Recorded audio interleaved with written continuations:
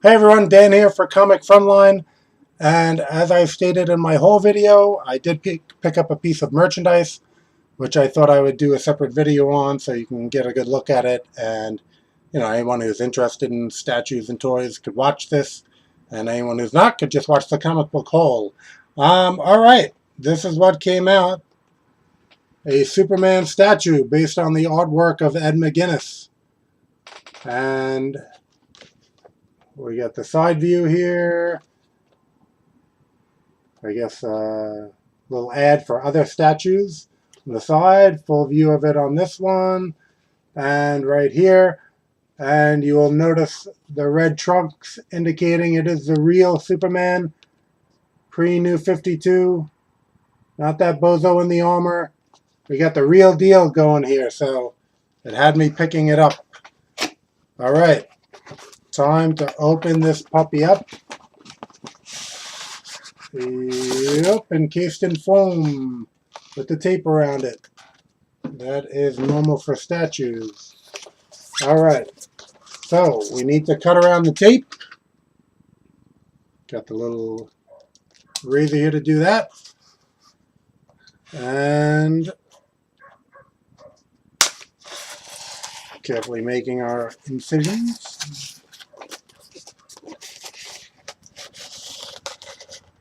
Okay. And I left one side attached, so if you just want to put the foam back in the bag, you can do that. And it looks like this is one of the statues that comes fully assembled, just within plastic. And it looks like that cape is the tricky part that I imagine could get broken in transport. So let's hope for the best with taking this out, that ours is fully intact. I do remember the Watchman statue for, not Watchman, what am I saying? It was the No Man statue that had come out from DC, where my comic store and many other comic stores had like broken pieces from it. I guess there was a miscalculation on the packing, and everyone was like very dismayed. So very few of those.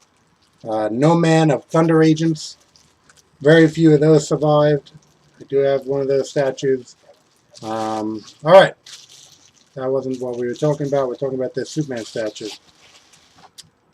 Alright, that has a very pungent new paint smell.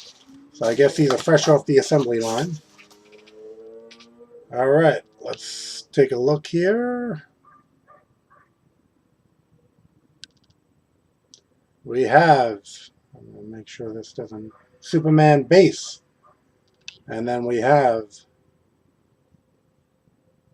give you a rotation here. Cape going back instead of hanging down. I'm not sure about that. I might have actually preferred hanging down.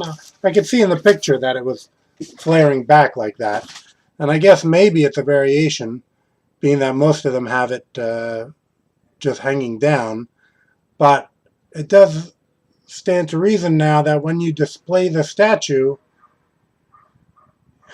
not only are you accounting for the across spot on your shelf, but now you're accounting for the space backwards where, you might have been able to have something behind it. In actuality, you're not really going to display something right here anyway, being that then this statue that's in front of it would kill your vision of it. So, jury is still out until you're actually trying to place this as to whether or not that cape would present any problem. And I'm trying to see, just on a purely front look here, like right now looking at it, you'd say, well, where's the cape, But it is back here. Back of the statue. side of the statue, front of the statue, and let's do a little close up of this. Let's see. Okay, facially. Huh? Yeah, that's pretty much the Ed McGuinness. They did a series of Ed McGuinness action figures that were very cool. Um, I know recently DC seems to be doing a lot of these metallic paints, and I can't say I'm hot on the metallic paints. I rather have a matte paint because, unlike Silver Surfer, in real life, Superman would not be shiny. Again, maybe that idiot New 52 guy with the armor might be, but traditional Superman is not usually shiny. Uh, but you know what I really like about this statue is the proportions. Um, it's almost like a ideal type of bodybuilding proportions, which, as I made mention in the past, I have competed in drug-free bodybuilding. I turned pro in the WNBF, and I had judged bodybuilding shows for many years. So I guess sometimes I'm much more critical of physiques of statues.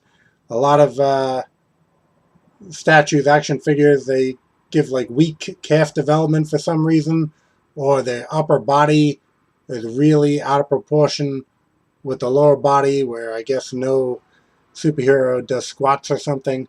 But, you know, the forearms fully developed. We got good V taper or lat flare, which is the back coming out to a small waist. And then we have flare to the quads, which is something that everyone tries to do or tries to create for a bodybuilding competition. And then, as I said, fully developed calves. The delts, shoulders are very built up here. They almost call that the X frame when you're in bodybuilding, where the lats flare out and the thighs flare out, and there's a small waist, so creating like an X within the physique. So, you know, on that level, I really thought that this was a great statue that I would want just within those purposes. We got the S on the cape. Okay, the old yellow S again, pre-New 52. And he certainly has the 8-pack going on there. So, at any rate, like I said, overall, I got to be pretty happy with the statue. There's nitpicky things within this, but overall, it's also a matter of where to display it, because this is not the full-size Bowen type statue. There's my hand, there's this statue. I mean, it's probably a little bigger than the DC Direct figures, not by a whole lot. So, being that I like to display my statues within a proper kind of size ratio where they look like they should belong together, you have a few oddities like this that No Man from Thunder Agents and Dynamo from Thunder Agents, they were a whole different line. That was, I think, a little bigger than this, a little smaller than Bowen. So that's up to you on how you display that. And I think the CoverGirls statues from DC are a little smaller. And then you got the Hard Hero statues that are a bit bigger than Bowen. So, you know, it's just a matter of, I guess, if you like everything in ratio like I do, a matter of separating these, putting them in, you know, different areas, and enjoying them that way. All right, but there you go, your last little turnaround of the Superman statue, and I will recommend it. Thanks for watching, and up, and away.